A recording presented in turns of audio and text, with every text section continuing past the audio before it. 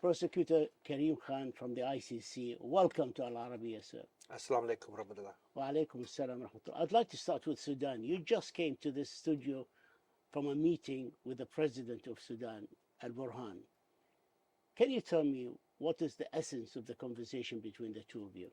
The essence was to remind General Burhan of promises made that they must be kept. There are international obligations to ensure justice for the people of Darfur. There's the Juba Peace Agreement, and yet what we see are two parts of Sudan, the RSF and the SAF fighting, and the Darfuri people, the people of Sudan, are being trodden over because of these power dynamics, and we need to make sure the law, that the justice means something for those millions of people that are living in terror in Sudan or that have been displaced in Chad. What was the essence of his response to you? Well, again, promises have been made, but I said that this is the opportunity for any party to the conflict, any individual in the chain of command, to be on the side of justice. And that doesn't require words that evaporate when they leave our lips.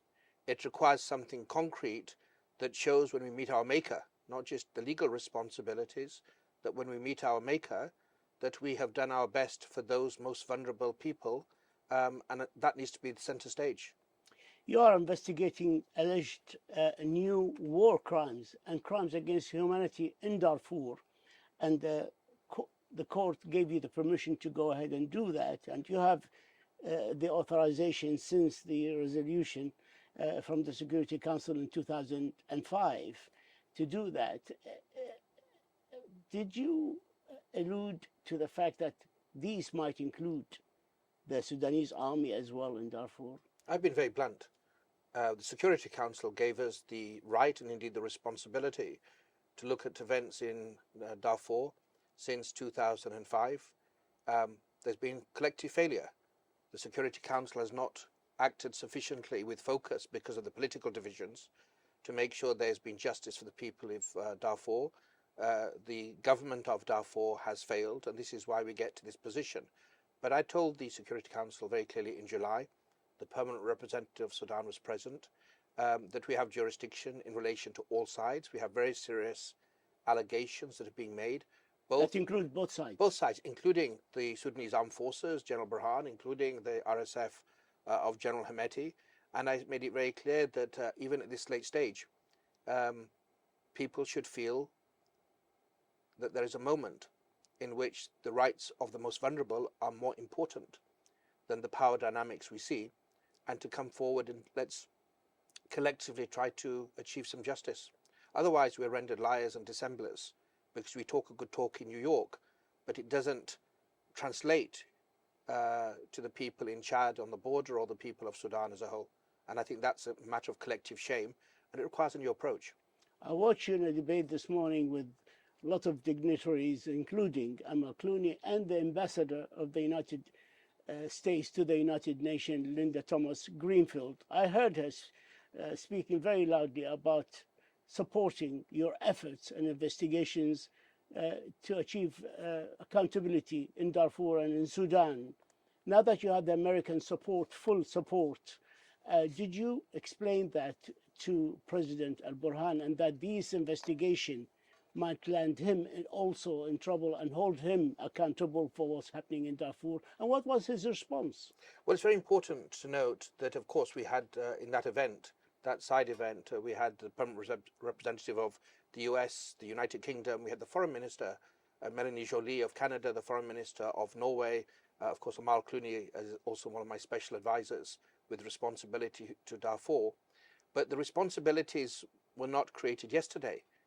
They were responsibilities that were detailed by the Security Council as a whole in 2005. I briefed the Council twice a year, and collectively what I said is that we need to build partnerships, but ultimately I have a responsibility to make sure that we try to achieve justice, and of course that embraces all sides of the conflict. There's a lot of blame to go around in terms of the lack of justice, the lack of accountability since 2005. We have a trial in The Hague of Ali Kushayb, but the important thing really, the most important thing right now is how do we do better for the people suffering right now and tomorrow, and that requires people, however late in the game, to come forward and join hands for justice. You're a straight shooter and you say it as it is.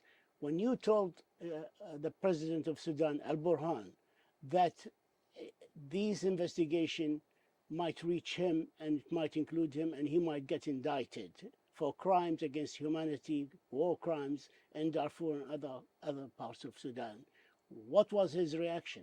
Well, I put it in these terms, and this is what I told the Council. It's a matter of public discussion, that we're looking at allegations both against the SAF, of course he's the head of that, both against the RSF, which is General Hemeti, and we need to make sure that there's justice. And of course what both parties have been saying for the last 20 years is, yes, they want justice, they want to respect the Juba peace agreement, they're open to hybrid options, they're open to different kind of versions. The simple truth is there's been a lot of hot air that has been spoken, a lot of false promises have been spoken. What was his reactions to you when he, today, I'm sure you discussed that. Yes. What was his reaction? Well, the reaction is the same that's been made previously. Yes, we believe in justice. There's a lot of crimes being committed. I'm not going to be instrumentalized by any part of the conflict. I've been in this business of international justice for far too long. But what I need are not words and promises. What I said very clearly is this the moment where I need to see collective action. And I raised not only the legal obligations of the Security Council, not only my own mandate, I also referred very clearly to something much more important, that in a blink of an eye, whoever you are, a head of government, a head of state, a president, a general, or a prosecutor, we're going to be before our God. And the question is, are we collectively cognizant? Are we collectively alive to the responsibility that we all have a case to answer? Have we tried to care for the most vulnerable and the most marginalized or not? That's what I said, and we'll see what the response is. What I said very clearly is that I told the Council that a lot of promises have been made, but these promises have been broken for 20 years. And all I can say is reiterate the responsibility that he has, that General Hemeti has, that every individual involved in conflict has. But one thing we must collectively feel a responsibility is this is bigger than politics and different people, different states supporting different actors. People are being raped. People are being killed. Families are being decimated. How on earth can we look at the power dynamics, the regional dynamics, and not care for the people who are innocent? They're our brothers and sisters, they're our children. That requires a moral compass. And otherwise, why on earth are people in the business of wanting to be a head of state or a head of government or to be public servants? If it is self-interest, okay. But then there will be the arm of the law. And who wants to be, even for our grandchildren, who wants to say that my grandfather, my was a war criminal? We are going to move, God willing, the minute we have evidence, and I'm trying to collect evidence in relation to what we're seeing right now. At the same time, to strengthen the warrants that have been issued for the past. When do you feel that you'll be ready with your indictments? When the evidence is available.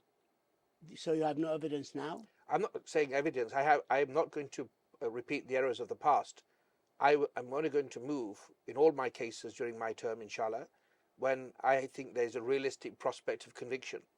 I want to make sure that when I make an allegation, I am confident that we can bring it home, we can prove it when the defense test it, and independent judges scrutinize it.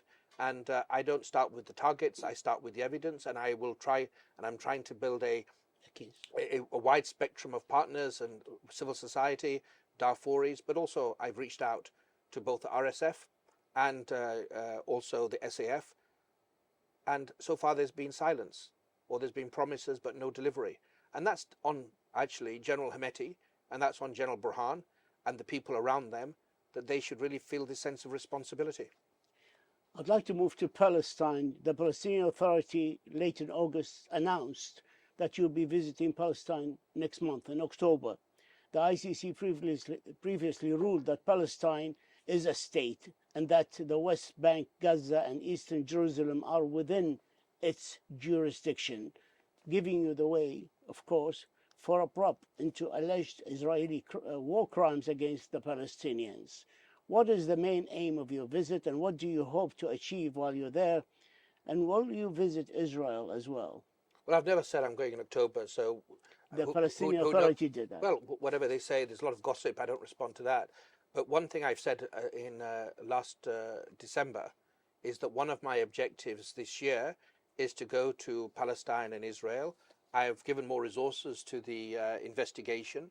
We're trying to work with both the Palestinian Authority, also from other partners, other individuals and different groups to make sure we deliver on my mandate to achieve justice. And apart from that, it's a work in progress, but I'm trying to give more resources to Palestine like I am in Darfur or Libya or for the Rohingya.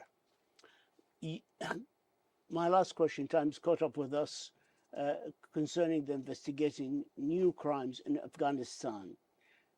Citing the Taliban takeover of Afghanistan in September 21st, you requested permission from the Court of Justice to resume an investigation into war crimes and war crimes against humanity in Afghanistan. Gender prosecution in Afghanistan, could it be under the ICC concerning women's rights and the treatment of women? And absolutely.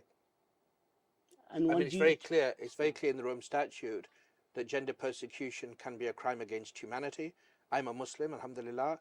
I know very well that the Prophet of Islam also made it very clear that he who educates his daughter will go to paradise, that Hazrat Aisha is the best example to you. And yet this policy of denying equality, even the Holy Quran says a man is a garment for his wife and a wife is a garment for their husband. This idea of equality meets the reality that people can't go to, girls can't go to school, they can't go to university, women can't go to beauty salons, they can't walk in the park. This is un-Islamic, but it also amounts to a crime against humanity. We're investigating it, and if we have the evidence, we will move. Karim Khan, the prosecutor of the ICC, we thank you for your insight and for this interview, and God bless and all the very best of luck. Thank you, sir.